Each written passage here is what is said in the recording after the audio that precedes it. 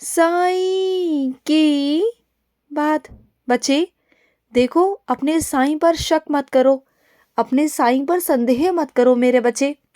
अगर तुमने विश्वास दिखाया है तो पूरी तरह दिखाओ ना, मुझे आजमाया मत करो। जो आजमाता है ना, फिर मैं उसके साथ में पूरा नहीं करता। जो चीज़ें होती हैं वो पूरी नहीं होती मेरे बच्चे।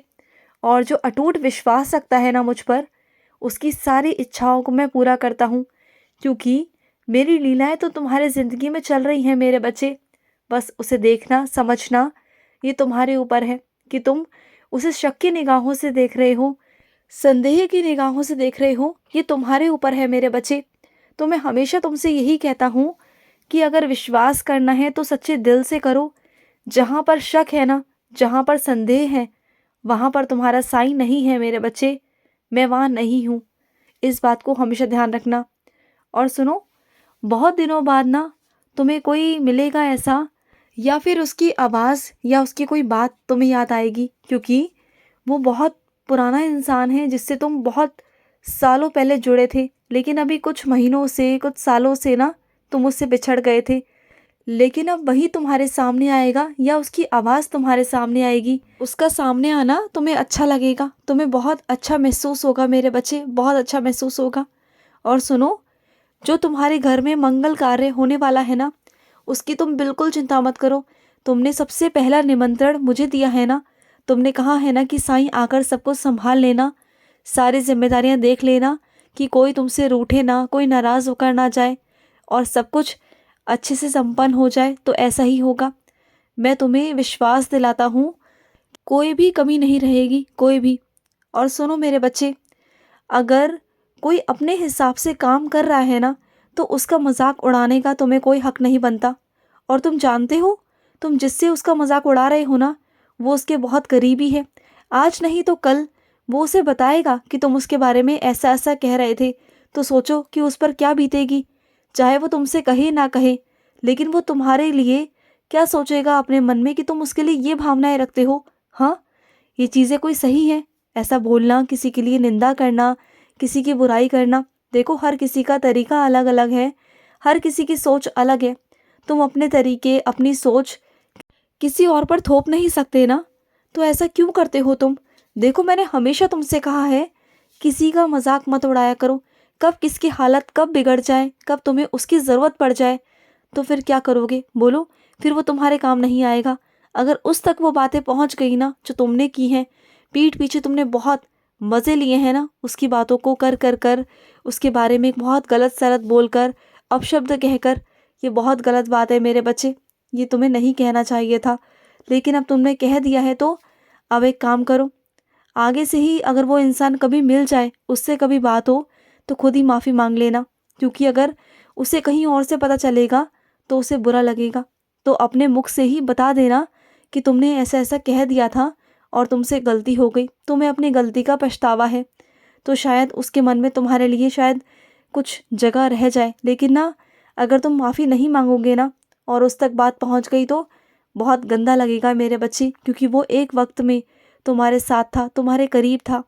और सुनो, किसी की धमकियों से इतना मत डरा करो कि तुम सब कुछ अपना काम धाम छोड़कर बस उसी के कामों में लग जाओ।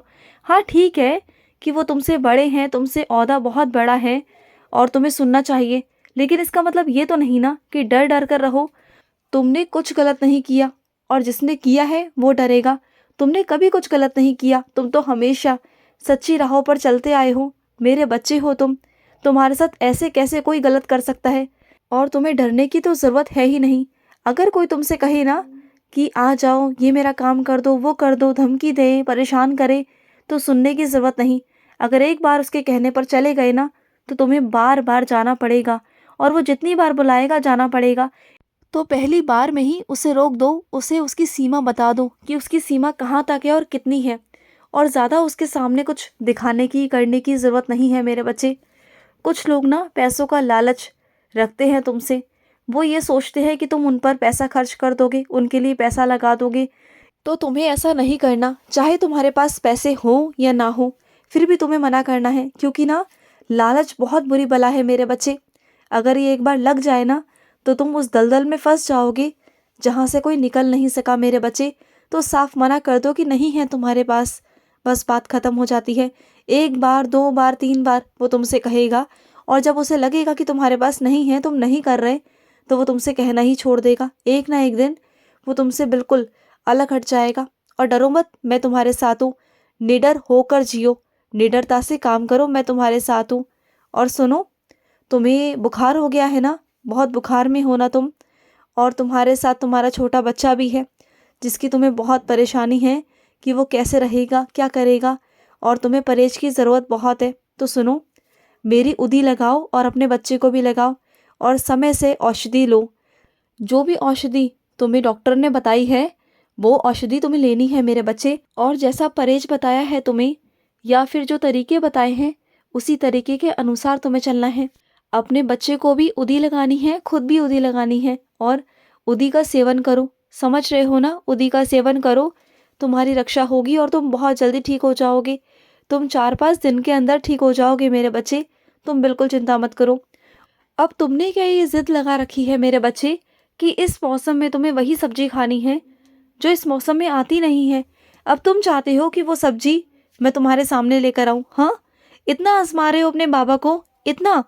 ऐसा मत करो मेरे बच्चे। ये बताओ, जो सब्जी उगी ही नहीं है, वो मैं कहाँ से लेकर आऊँगा बताओ? लेकिन चलो ठीक है, अगर फिर भी तुम कह रहे हो ना, तुम्हारा अगर मन है, तुम्हारी जिद है, तो उसे पूरा कर दूंगा मैं, और ले आऊँगा तुम्हारे सामने वही सब्जी जो तुम्हें खानी है। चिंता मत करना, तुम्हारा मन है ना, तो ठीक है, तुम्हारे मन को नहीं मारूंगा मैं। कभी कभी तुम अपने बाबा के आगे कैसे अजीब अजीब सी शर्तें रख देते हो, जो तुम्हारा बाबा पता है कैसे कैसे पूरी करता है वो तुम्हारी शर्तें। तुम्हारी अजीब सी शर्तें होती हैं वो, बहुत अलग सी। और सुनो, इधर उधर बैठने से अच्छा है मेरे बच्चे कि तुम किसी अनुभवी इंसान के पास जाकर बैठो। कम से कम अगर तुम वहाँ बैठोगे तो तुम्हारा समय व्यर्थ नहीं होगा। कम से कम जो वो काम कर रहा होगा, तुम उसे देखकर सीख सकते हो। तुम समझ सकते हो कि वो कैसे काम कर रहा है, क्या कर रहा है, कैसे नहीं कर रहा। तुम्हें सारा अनुभव वहाँ से प्राप्त हो सकता है। बेहतर है कि इधर उधर बैठने से अच्छा, गप्पे मारने से अच्छा, इधर उधर अपने दोस्तों के साथ में घूमने से अच्छा यही है कि तुम अनुभवी इंसान के पास जाकर बैठो। कम से कम तुम्हें वहाँ वेतन नहीं मिलेगा, तो कम से कम तुम्हें ज्ञान तो प्राप्त होगा ना, क्योंकि ज्ञान मिलना, अनुभव मिलना भी बहुत ज़रूरी होता है। पैसा तो हर कोई कमा सकता है, लेकिन अगर किसी के पास अनुभव है, किसी के पास अगर ज्ञान है ना, तो वो बहुत जल्दी तरक्की कर सकता है। और उसकी तुम्हें ज़रूरत है मेरे बच्चे, बहुत ज़रूरत है, बहुत। और सुनो, अगर तुमसे बैठकर पोछा नहीं लगाया जाता तो मत लगाओ ना, खड़े होकर लगा लो ना। किसने कहा कि तुम बैठकर पोछा लगाओ? देखो, अगर तुम्हारे घुटनों में दर्द है, तुम्हें परेशानी है, तुम बैठ नहीं सकते हो, तो मत किया करो ना वो काम जो तुम नहीं कर सकते। मत अपने शरीर को तकलीफ दिया करो। मैं कितनी बार तुमसे कह चुका हूँ कि जितना तुमसे हो सके बस उतना ही काम करो, ज़्यादा कुछ करने की ज़रूरत नहीं है। जितना हो उतना करो। सुन रहे हो ना मेरी बात को? और कभी कभी मैं तुम्हारी आंखों के आगे दंड देता हूँ कुछ लोगों को, पता है क्यों?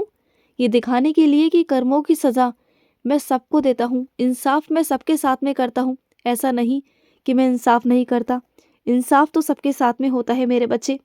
अब चाहे तुम उसे मानो या ना मानो, लेकिन मैं करता हूँ मेरे बच्चे। मैं सबका इंसाफ करता हूँ, कभी गलत नहीं करता किसी के साथ में भी। खुश रहो। आज का साई संदेश समाप्त हुआ।